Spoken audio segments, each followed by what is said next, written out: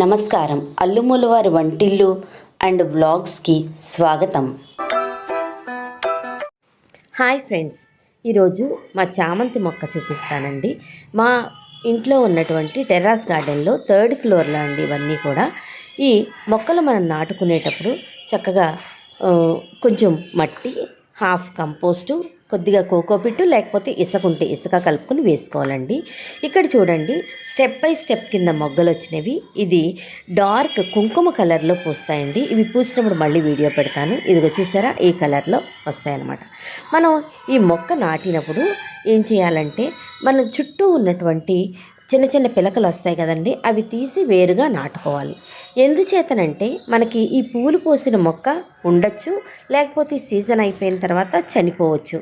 అలా చనిపోకుండా ఉండాలి అని అంటే గనక పక్కన పిలకల్ని వేరే కుండీలో పాతేసుకోవాలండి ముందే.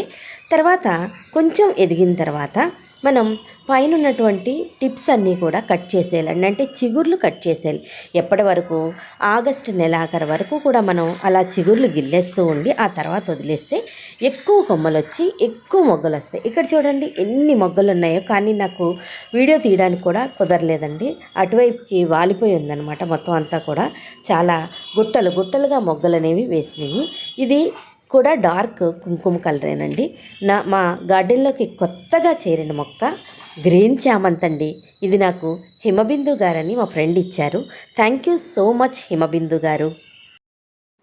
మరిన్ని ఆసక్తికరమైన వీడియోల కోసం నా ఛానల్ని సబ్స్క్రైబ్ చేయండి. అలాగే నోటిఫికేషన్స్ కోసం పక్కనున్న బెల్ ఐకాన్ని క్లిక్ చేయండి.